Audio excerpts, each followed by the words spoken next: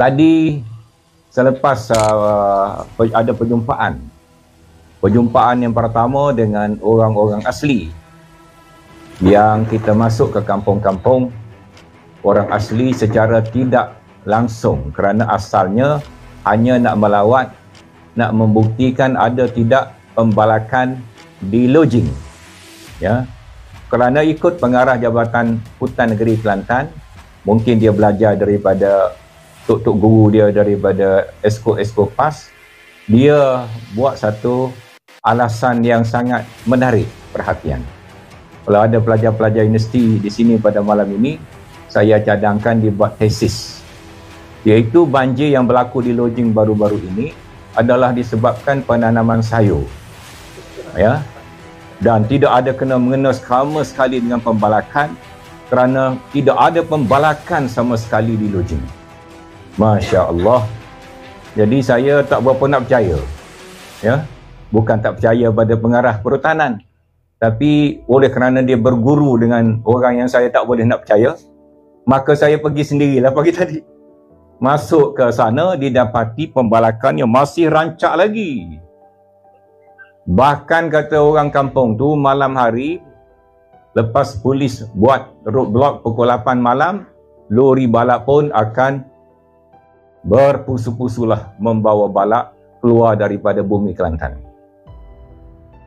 Jadi bila kita lihat sendiri pembalakan itu ada, saya dah buat posting.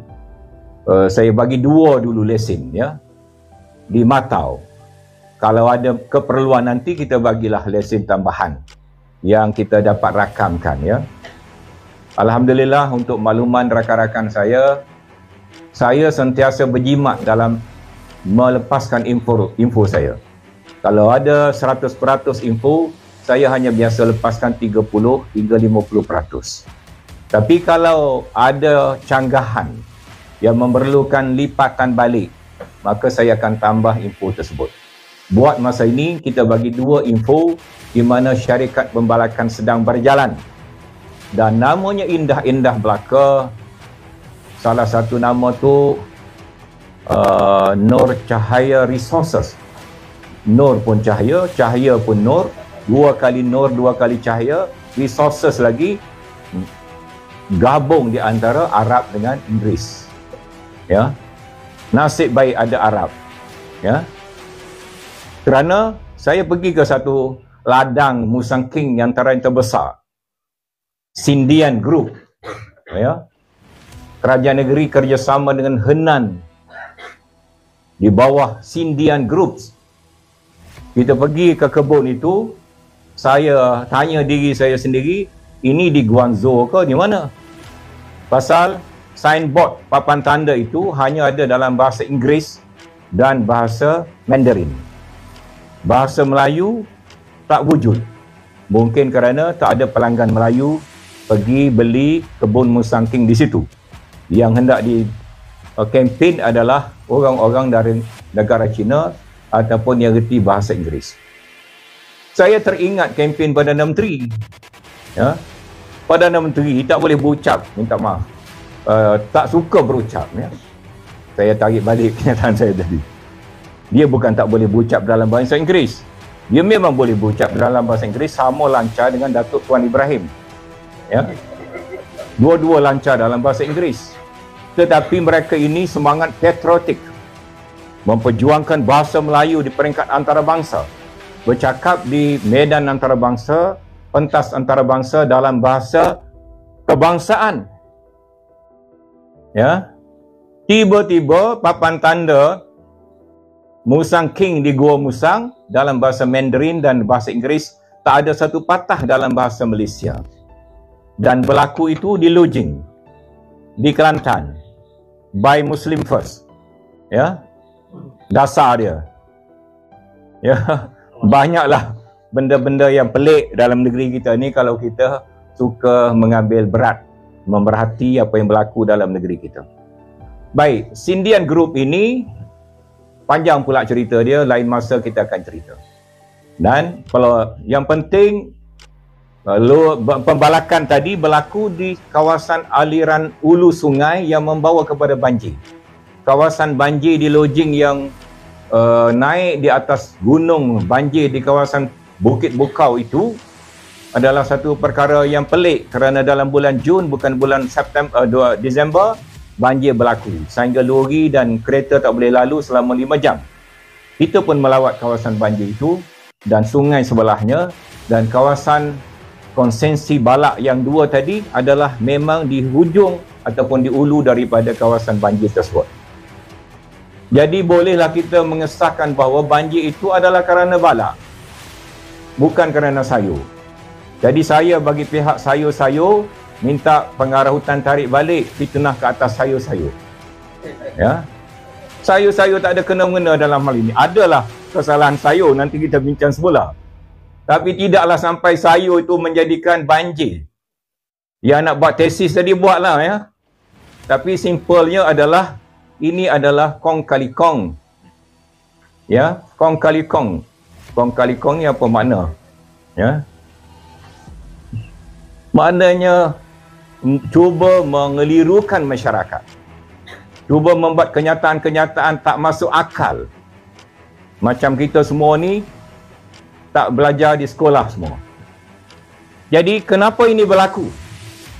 Kerana pembalakan itu sangat berleluasa. Sehingga boleh kita kata kalau tuan-tuan masuk ke dalam hutan-hutan kerana tak percaya dengan apa yang saya sebut, habis kawasan diberikan lesen balak. Sehingga kadang-kadang saya kata kepada kawan-kawan, kerajaan PAS ini mungkin dah dapat alamat kiamat. Kiamat dah berlaku, tak lama lagi, maka balak-balak mesti dihabiskan sebelum kiamat berlaku.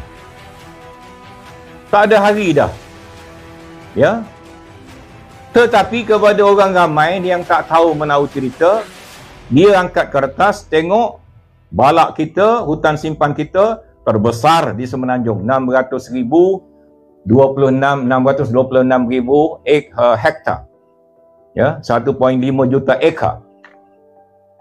Tetapi dia tak beritahu yang hutan simpan tu atas kertas saja. Atas bumi balak dah habis.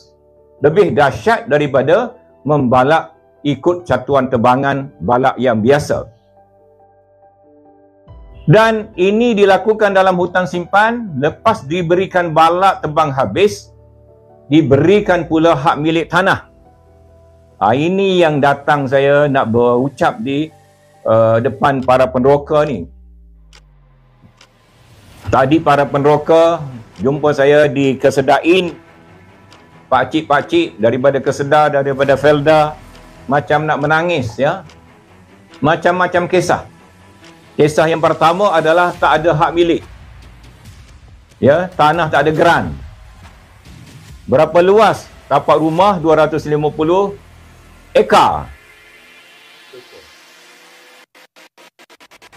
250 depa je. Bukanlah ekar pun. Ya. 250 depa nak beri geran menggigil kerajaan. Kesedar menggigil, Felda menggigil, kerajaan menggigil nak bagi geran pasal ini orang Melayu. Pak Kori ni orang Melayu. Pada Kori. Kalau dia toke bawa duit pergi ke SUK, bukan 250 depa dia dapat. 2,500 hektar satu orang. 4,000 hektar satu orang. 8,000 hektar satu syarikat. 10,000 hektar satu syarikat. 20,000 hektar satu syarikat. 3 kali dapat pula setengah-setengah. 4 kali dapat setengah-setengah.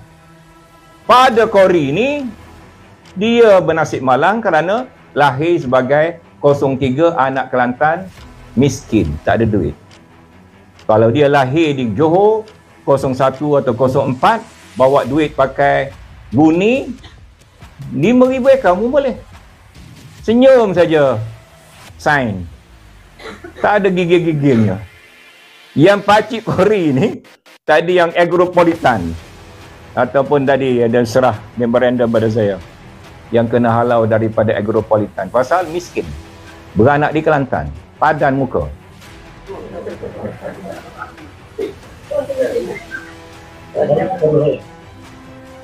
Cuba beranak di Johor, bawa duit dalam guni. Jangan letak anak orang Melayu. Dapat ribu-ribu ekar. Sehingga hampir 600,000 ekar hutan simpan kita telah diberikan milik. Tuan-tuan tahu ke tak tahu?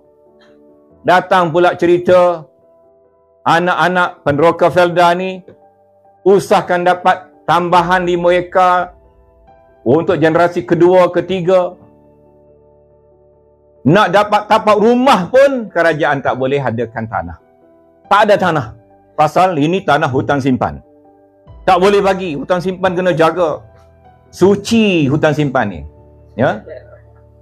Tapi bila datang Tokek tadi, hutan simpan boleh dimajukan. Yang dia tebang balak dan tanam pokok durian Musang King tadi adalah hutan simpan. Kenapa untuk orang lain boleh, untuk anak Kelantan tak boleh? Soalan ini saya tanya pada tuan-tuan, kepada rakyat Kelantan, anak-anak generasi kedua, ketiga Felda Kesedak dan anak-anak Kelantan yang meneroka tanah sebelah kampung dia yang telah dirampas, diberi pada syarikat dengan tak ada bayar ganti rugi. Kamu tanya diri kamu sendiri, kenapa kamu tak dapat? Kalau sebab hutan simpan, kenapa pula Tokek dapat? Adakah kerajaan PAS di Kota Darul Naim ini sudah berada di dalam poket Tokek-Tokek? Pertanyaan. Janganlah cepat marah.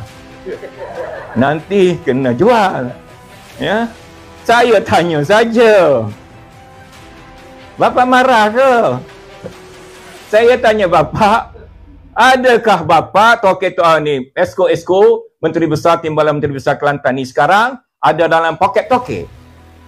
Pertanyaan saja. Kita tahu kerajaan PAS ni bukan mengamalkan rasuah. Kita tahu kerajaan PAS yang terbaik dalam dunia. 32 tahun tak ada seorang pun pergi ke mahkamah dihadap dengan rasuah. Maka itulah bukti kononnya PAS tak mengamalkan rasuah. Jadi kalau PAS tak mengamalkan rasuah, kenapa pula beri kepada Tokek tu tanah yang begitu luas? Rasuah tak ambil, duit tak ambil. Duit tak ambil, rasuah tak ambil, beri tanah pada orang luas-luas. Ini pelik juga.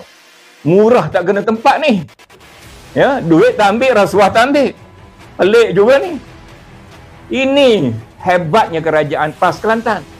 Rasuah tak ambil tapi lulus tanah hutan dan balak dengan begitu besar, tak ambil duit, tak ambil rasuah. Ini sangat pelik, kata P. Ramlee. Pelik ini. Pelik. Kenapa? Boleh lulus sampai ribu-ribu ekar, tak payah makan rasuah. Yang kecil-kecil ini tak boleh lulus. Ya? Ni murah hati tak kena tempat.